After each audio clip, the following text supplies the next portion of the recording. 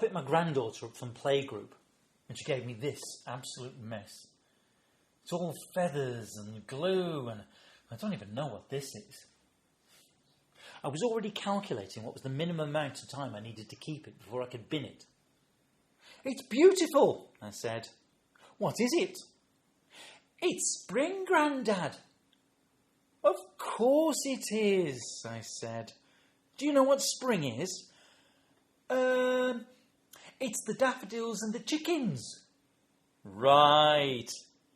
I'm a spring chicken," she says, and started flapping her arms as we went down the road. "Great. Let's all be spring chickens," I said. She looked up at me with utter disdain. "No, Grandad, you're not a spring chicken." As if I needed reminding.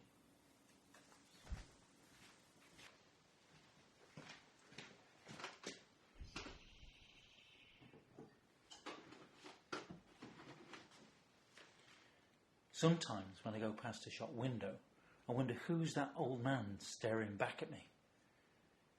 And I realise it's my own reflection.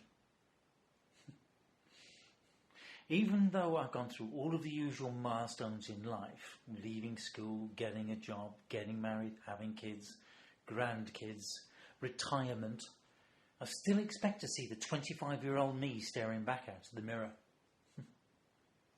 Then I remember that my middle daughter's 25, and I realise how much time has passed.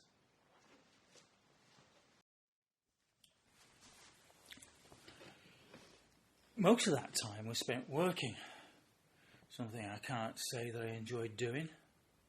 I was good at my job. I started from school, worked my way up. It was what you did. I was lucky to be in a job, so I stuck at it. My wife was always saying, "You're always at work. There's never time to do anything." So, when the company started offering redundancies, I volunteered. I'd been there over 40 years, so it wasn't cheap to let me go. But I figured it was as good a time as any to retire. It was nice at first. Relaxing at home, no need to get up early, know where I had to be. But then it started getting difficult. "Why are you always under my feet? I'm sick of picking up after you." She was right. I was making more of a mess now that I wasn't going out to work. So, I decided I'd make an effort. I'd organise everything to make the house run more efficiently. Didn't get any thanks. "Why have you put all of the plates in that cupboard? You can't put the plastic in that bin. Where is my wrapping up box?"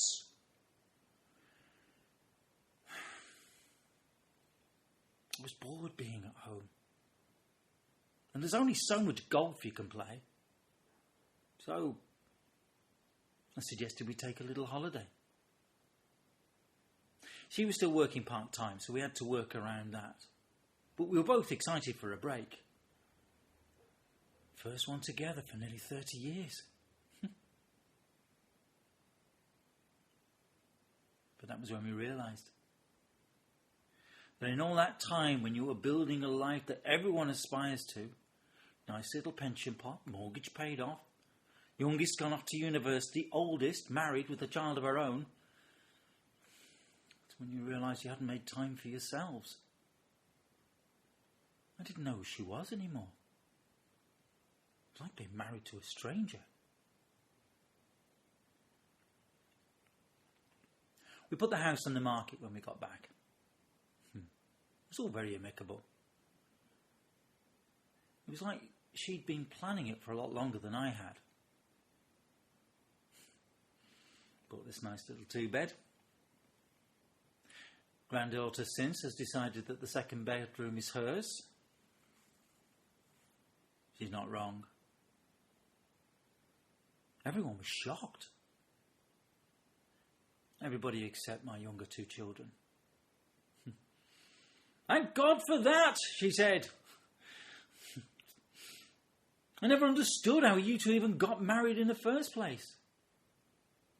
The middle one was training to be a psychologist. She had an interesting theory. That's why they had us all 5 years apart. So it covered the fact that they had nothing in common.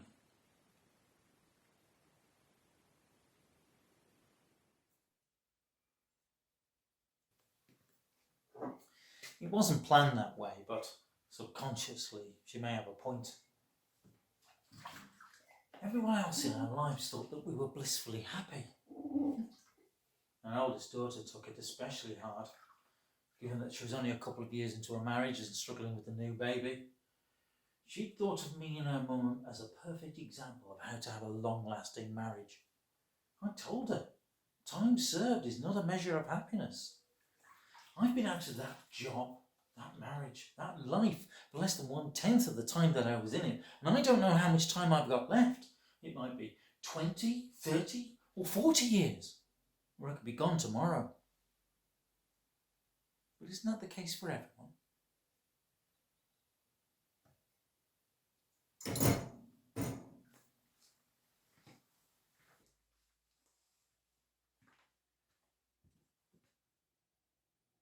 When my daughter a few months later told me that they were getting divorced, I couldn't have been more proud. My kids worked it out sooner than I did. They weren't going to waste their life creating something that looks perfect on the outside, but ultimately made them unhappy. The messiness is better. Do you know what happens with chickens when they hatch? The females are separated to become next season's layers. The males are pushed alive into a grinder to become pig food. It's a good thing I'm no spring chicken.